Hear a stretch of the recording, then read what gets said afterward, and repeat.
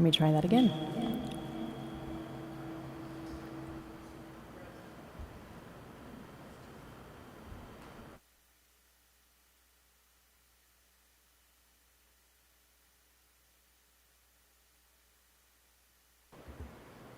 Testing. Is that better? Great.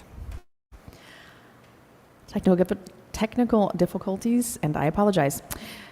Hello and welcome. Today is Tuesday, June 28th, 2022, and this is a special meeting with executive session of the Governing Board of the Litchfield Elementary School District.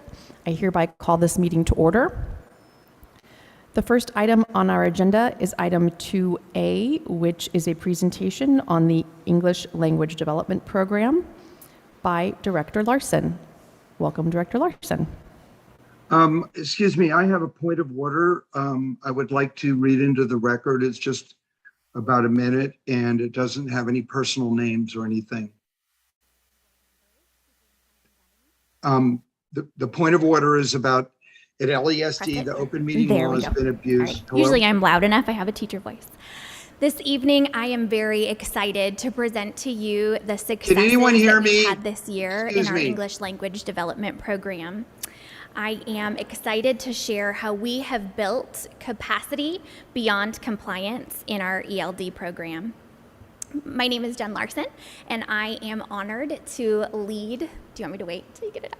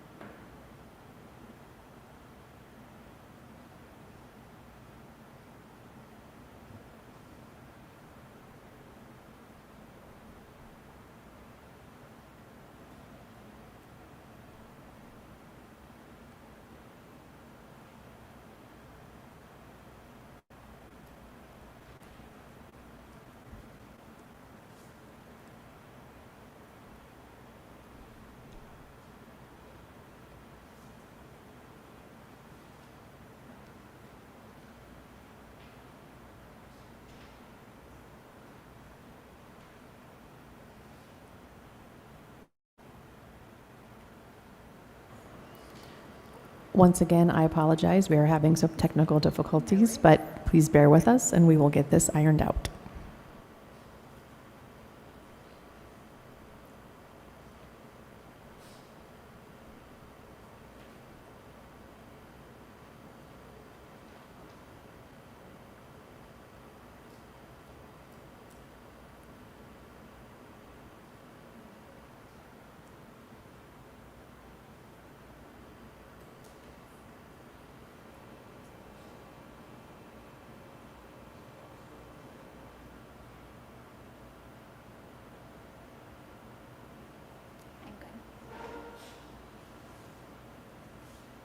Can I control this or do you?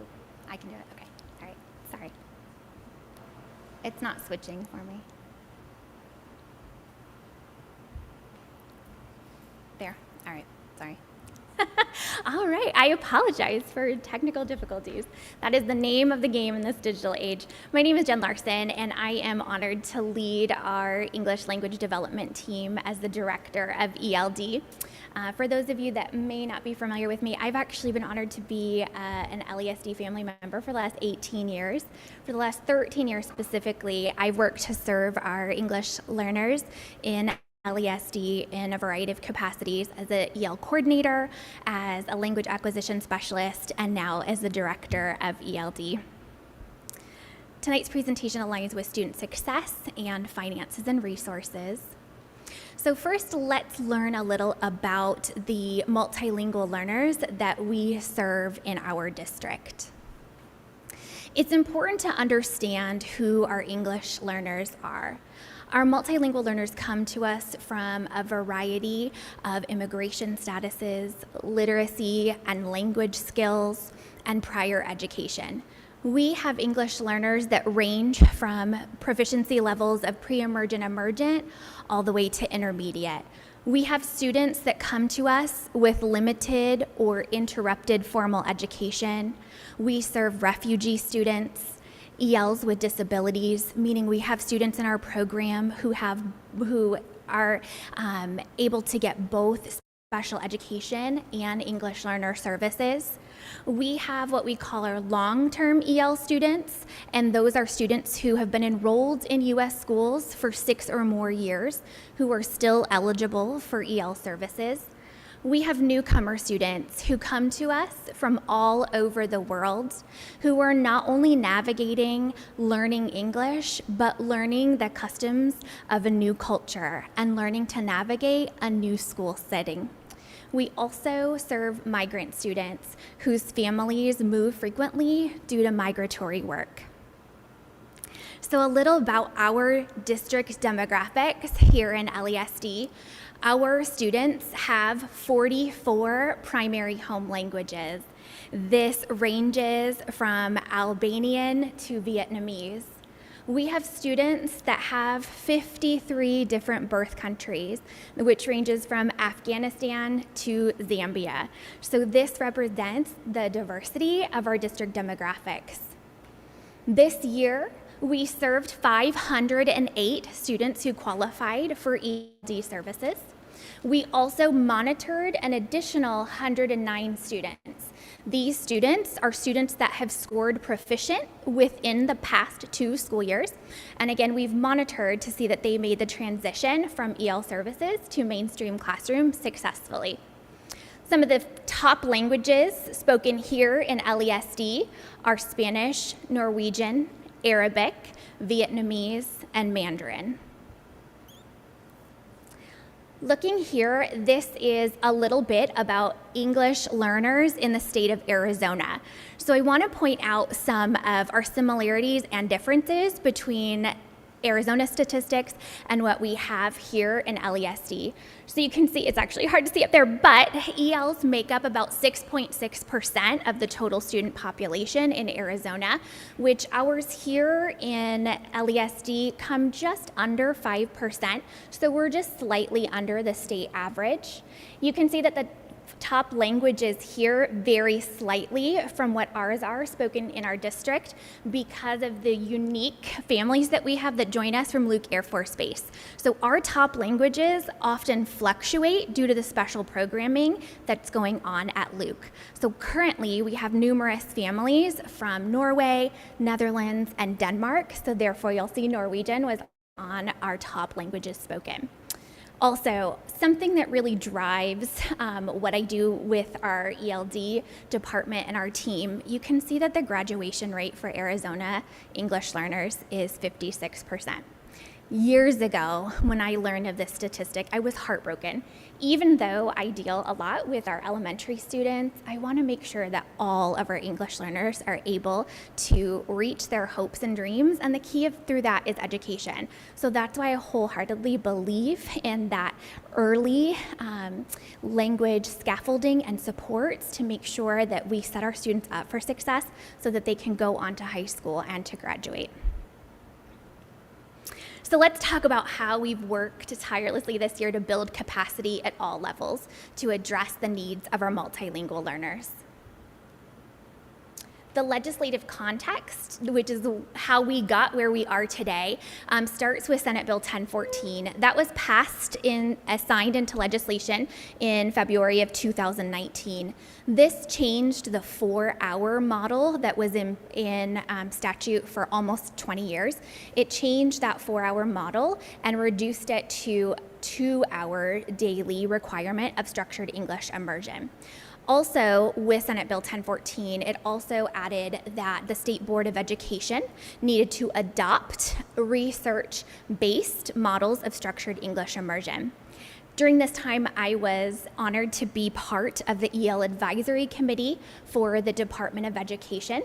And through that EL Advisory Committee, we started to develop a language development approach. And that is the foundation of everything that we do in Arizona for our English learners. So why a language development approach? This development approach, which I'll show you the model on the next page, but the reason why we went with this was because it makes explicit ways in which learning for all English learners will be designated. It connects learning language and content in tandem, which is different from our old models that were in legislation. The old model said that you needed to become fluent in our proficiency standards before entering into the mainstream classroom. So therefore we had SEI classrooms or ILLPs. And we know that now learning language and content in tandem is what works best for language acquisition. So our Arizona's language development approach is non-negotiables, best practices for our English learners. You can see at the core is that all educators share the responsibility of promoting success for our English learners. It cannot be siloed. We all need to work together. And so you can see the 4 principles for Arizona's LDA, or language development approach. We have a lot of acronyms in the EL, so I'll try to say the whole word instead of throwing acronyms at you, but it is kind of a foreign language. So principle 1 is asset-based behaviors and expectations. And with principle 1, that's saying that our students bring rich cultural and linguistic backgrounds to our classrooms and to our school communities. Principle 2 is integrated instruction or integrated English language development. This is that language and content learned in tandem in the classroom with our mainstream classroom teachers. This is planned for in collaboration with our EL coordinators, that intentional time. Principle 3 is targeted English language development. That is that protected time with our EL coordinators in which our EL students are taught English language proficiency standards using structured English immersion strategies. And principle 4 is assessment, monitoring, and feedback.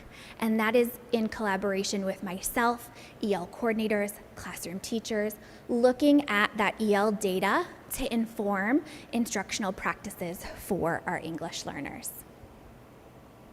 Along with Arizona's LDA, the state board adopted new SEI models. The SEI model that our district uses is the SEI pull-out model.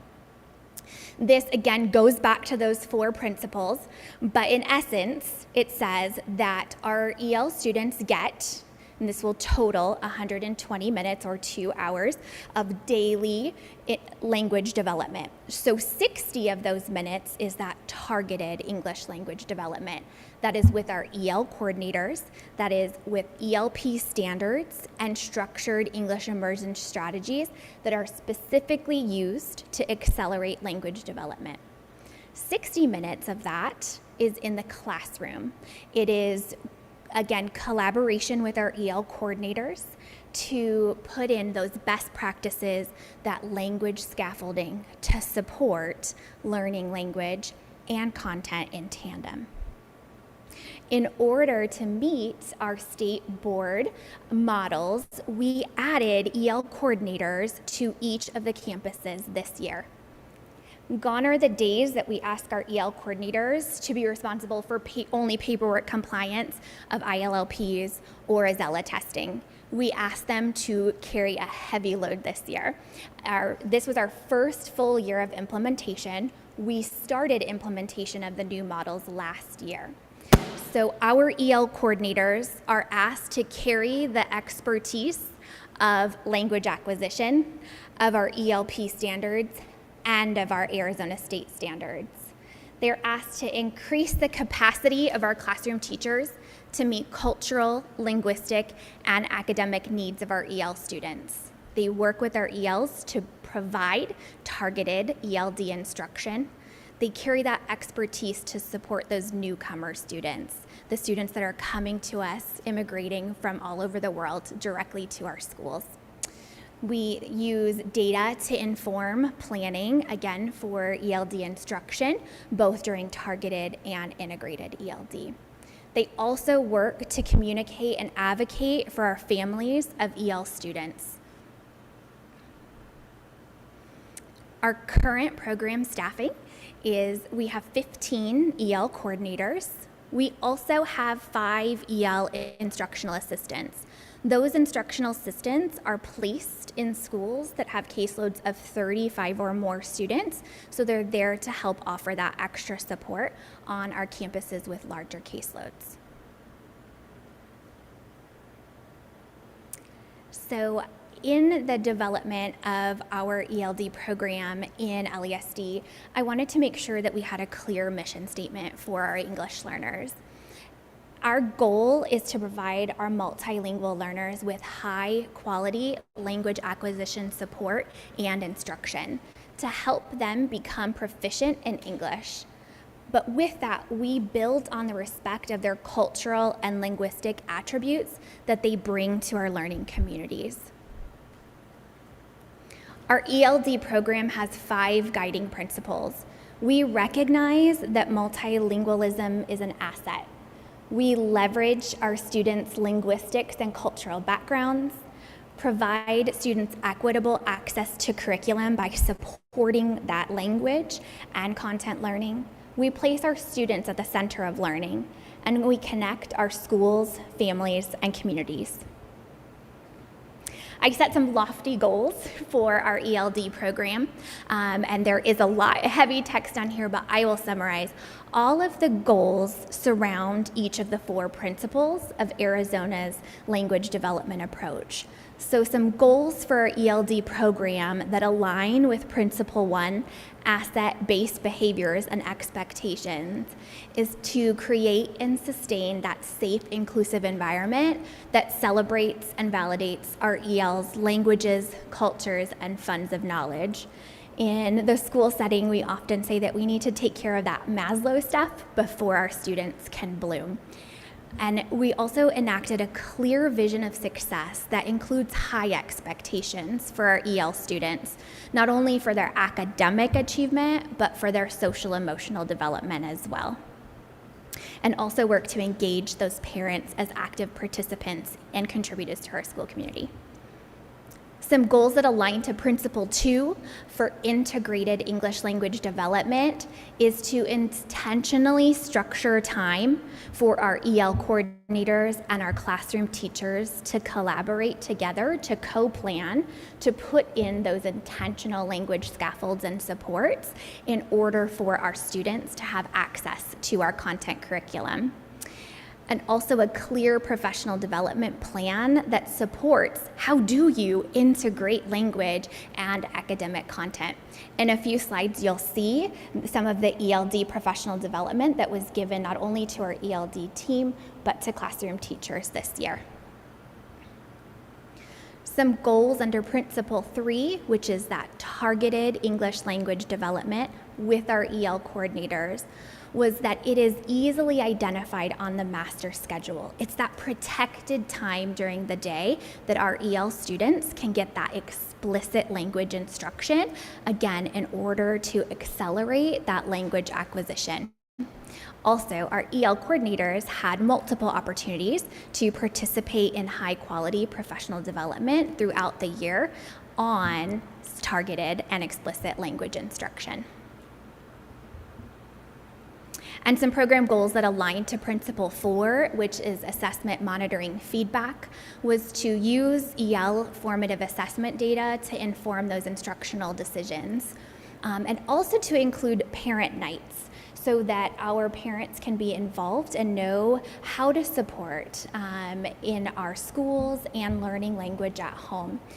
We did not get to fully kick this off this year with the limitations of parents being on campuses, but I have some lofty goals for this for next year that I'm excited to share. And our EL coordinators also participate in student conferences so that they can speak with parents about language development and proficiency of their students. So here are some of the ELD professional development that was completed throughout the year. At the beginning and end of the year, I meet individually with each of our EL coordinators to do an Azella data dive so that we can look specifically at the needs of their students and their campus. I meet every other week with our EL coordinators for what I call our Elevate meetings. During that time, we look at data, instructional practices, and specific needs of the campus because I meet with them individually, so with their specific caseload and needs of their campus. Together, we come together as a team once a month, and we participate in professional development. And then also, something that I'm very proud of this year was we had a team of 8 of us that came together for targeted ELD unit planning. So not only do we have new Sei Models, our Arizona's language development approach, we also have new state standards in 2019. So we are putting together targeted ELD units aligned to our new standards, because we will be having a new Azella test aligned to the new standards. So we're setting ourselves up for success as we transition to the new Azella. District-wide ELD professional development that happened this year was about the implementation of those new Arizona 2019 ELP standards, as well as integrated ELD. That was a lot of change. So I am really proud to show the next few slides because how did this impact our language acquisition growth and reclassification? So first, I threw out this acronym, and I apologize earlier, but the Azella, that is our state language proficiency exam. Our English learners are reassessed annually with the Azella. It tests 4 domains: listening, speaking, reading, and writing. Often we ask the question, how long until proficiency is achieved? And so I think it's important to talk about two language acquisition skills. So one is that basic interpersonal communication. This is low stakes. This is social context, low pressure, right? The social conversation skills. Typically, this is acquired within 2 years. Now, on the opposite end of that is cognitive academic language proficiency. This is high stakes. This is the language of our classroom. This is the language of our textbooks. This is the more formalized and special vocabulary that our students need in our classrooms every day. So typically, this is acquired in 5 to 7 years, although I have seen studies that stretch that out to even 9 years, so it could be longer. What does it mean for our students to score proficient on the Azella? So in order to reclassify as what we call fluent English proficient, our students must achieve an overall proficient level of proficient with 3 proficient scores. So there is a total combined score. This is total combined of those 4 domains: reading, writing, listening, and speaking. That must be proficient. Our students must also score proficient on the reading domain. They must also score proficient on the writing domain. So those 3 must be proficient in order for those students to be classified as overall proficient and reclassify out of EL services. So here is our reclassification data. Now keep in mind that our caseloads vary and our students vary, from our LTELs to our newcomers to our migrant to our refugee. And so our reclassification, the percentage overall of our Azella FAE This is what this graph represents. Now, Azella Fay is in our A through F accountability business rules.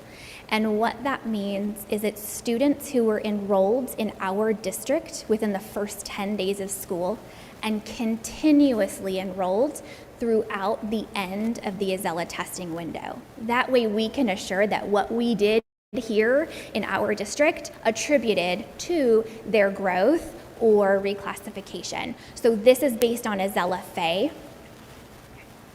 Our overall percentage was 25%, which I will show you in just a minute comparatively over the past 3 years. So this is what you're looking at here is the overall proficiency of all of our students that took the Spring 22 Azella reassessment. So you can see here that 23% of all of the students scored proficient. Our largest category here was intermediate at 45% of our students. Now we'll break down the data for our oral proficiency. So this oral category is actually a combination of listening and speaking. And this is going to go back to that first slide where I talked about basic interpersonal communication skills. So here you can see on the oral domain that 47% of our students scored proficient. When we look at our reading proficiency, because those cognitive demands are higher, you can see how now our proficient category dropped significantly, right, from 47% scoring proficient on oral to 32% in reading. And now looking at our writing proficiency data, even just a little more drop in proficiency from reading to writing. And the reason why, which makes perfect sense, is usually writing is the very last skill because, again, it's so cognitively demanding. That's the last skill to acquire for our English learners. So this is the data that I'm most proud of. So let's look first at our counts of English learners. Again, this is just to qualify for EL services. I do not have our monitor students on this slide, but you can see that from the 2019-2020 school year, that each year our EL population continues to grow over time. So during the 1920 school year was actually a normal year for us because our Azella testing window ended the week before spring. Well, we finished Azella testing a week before spring break. So this was pretty much a normal school year for us as far as instruction goes because our testing was completed prior to spring break of that 2020. So you can see that, again, looking at Azella Fay, 17.4% of our students scored proficient. Now, our state average that year was 16%, so we were just slightly above.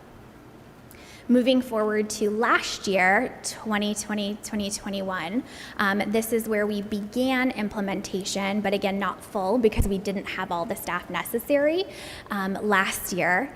And so you can see that our Azella Fay was 14.8%, so it did drop slightly from the year previous, but we know that we had a lot of time online. Some of our EL students at first may have not had access to technology, so it was getting technology in their hands. Although we were literally in the homes of our EL students providing that targeted English language development throughout the entire time that we were online. So you can see that our state percentage that year was 9% for last year. So we were quite a bit higher in our reclassification, which brings us to the current year. And again, I talked about this percentage, but our Azella Fay percent proficient is 25.1%. I do not yet have the state average, but I can tell you that we will most likely be quite a bit higher. I have begged them for that percentage, but it will not come out until September, but you'll be the first to know. because I am just proud of the work of not only our ELD team, but our multilingual learners. So again, let's talk about that two-prong. That was reclassification. Now, I also want to highlight the growth of our English learners. So this is showing the percentage that grew one or more proficiency levels on our Azella reassessment. So you can see that 50% of our students grew one or more proficiency levels. Let's compare that to last year, because that's where it gets exciting to have something to compare it to. 33% grew one or more proficiency levels last year compared to this year. So again, you can see all of the amazing growth and reclassification that happened this year in our ELD program. So that is all I have for you, but I am more than happy to entertain any questions that you might have. Excellent. Thank you so much for that presentation. That was very, very informative, and congratulations to you and your team on these excellent results. Thank you. I will open up the floor now for any board member questions. I don't have any direct questions, just again, sort of what Kim said. It's exciting to see the programs that you put into place, and it takes years for these things to happen. It's not, you don't see this kind of turnover year over year, so you're doing a fantastic job, and I'm just excited to see this program continue to grow. I know we've added more and more people, and I think with a larger team, you'll be able to reach more kids on a daily basis, which is, I think, what's shown here in this data, so congratulations. Thank you. Dr. Dowling, any questions? I do have a couple of questions. Okay. My first question is, can you explain, well, and I ask these questions just because I'm curious about learning more about this area, as I have been for quite a while, but this presentation has been very helpful. Can you explain the flow of student data between yourself and the coordinators on the campuses, the teachers, and how that whole process kind of flows together, and what you're looking at during that process? So specifically to the Azella data that we have at the beginning of the year, like I said, I meet individually with coordinators because, again, you can see that our caseload varies per campus. So I want to be strategic about being specific to each campus and the needs of the caseload. So we do a big data dive. We look specifically for the strengths and the needs of our EL students. We have an entire process that I've used for years with this Azella data. From there, the EL coordinators then meet with the teachers on their campus to look at that Azella data.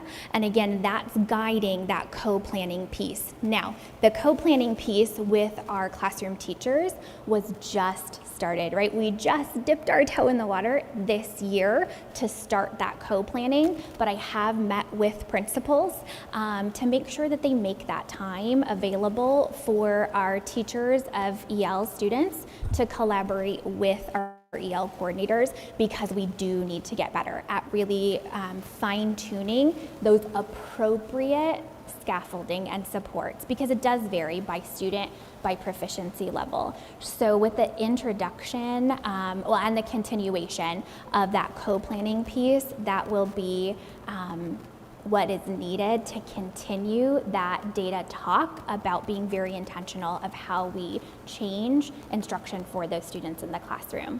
So yes, we started it last year, but it will get even stronger this year. Okay, thank you. Another question that I have is, what specifically are you doing to try to engage parents? So I have a lot of exciting things planned for the upcoming school year.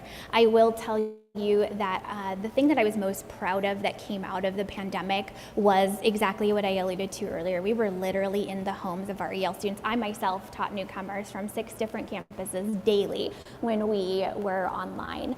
And so having that parent communication, not only to, again, make sure that their basic needs were met. Did they have internet? Do they have other needs that we can help them navigate? But then also, what educational thing, what can we help you with? So I have, for the last 2 years, touted that even though, the pandemic was a difficult thing to go through, that if we had that come out of it, I was so proud of our parent engagement through that. And again, now it kind of fell away a tiny bit this year, right? Because we were in a more normal school year. And so what I have set up for next year is implementation of cafecitos. I'm going to start it on our Title I schools. So quarterly, I want to invite our Spanish-speaking families to come on our campuses. Hopefully that can happen. To come on our campuses to meet with our Spanish-speaking EL coordinators to not only talk about the amazing things that we have going on in our ELD program, but also to connect them to the other things that are going on in the school. So that is something that I'm excited to implement for next year. Also a family literacy night that is, I want to happen in April around Dia, which is a celebration of children. And so to bring our families in and have them engage in literacy activities and give them books. To again engage them at home because they are their child's first teacher, right? Even just reading with students can make such a difference with that early literacy, even in their native language, because those skills will carry over into their second, or in a lot of our kids' cases, third language that they're learning. Literacy nights, cafecitos. Ready Rosie. So we have also, which I know through the ESSER funding, you've heard of Ready Rosie, that Superintendent Gunning has shared with you, but I'm excited for that because again, it's modeled moment videos for early language and early literacy skills. They're in Spanish and English. So those will get sent out weekly to our families to help engage our families with those language and literacy skills. Excellent. One follow-up, just practical question about that is, based on the data that you presented, Spanish is our primary, the most popular, if you will, second language that or primary language people are coming into this program for. What do you do for communication, whether it's a parent-teacher conference or written communication, to communicate with parents who don't speak English or Spanish? As a district, we publish everything in English and Spanish, but what do you do to fill in the gap for other parents? Right. Sorry, it's going to take me a while to get through there. On one of these slides, I had the breakdown of the languages, so you can see that Spanish speaking obviously is our predominant language, but we do have other languages and needs. So through that, we have translators that are available to attend our conferences to translate for families. We also, sorry, I'm going the wrong direction. And so we have that available for phone calls, for parent, there we go, that's the slide I was looking for communication with parents. Okay, excellent. One other piece of follow-up information that I would like to be provided to the board is based on the slide that has the bar graph with the spring 22 Azella reclassification data by school. I would like, if it's possible, to provide the number of ELD students at each of those schools.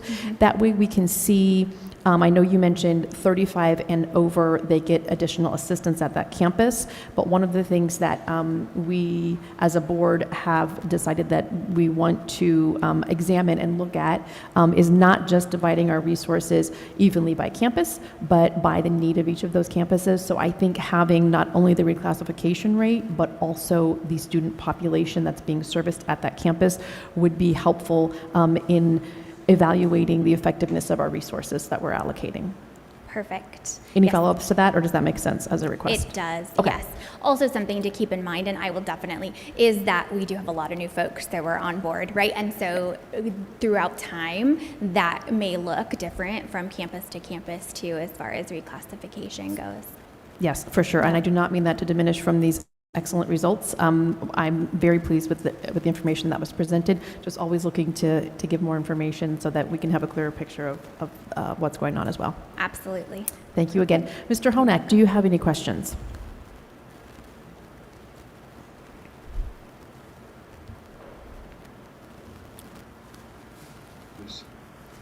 No, I don't. If you can you hear me? No, I Board don't. Member Honak, do you have any questions?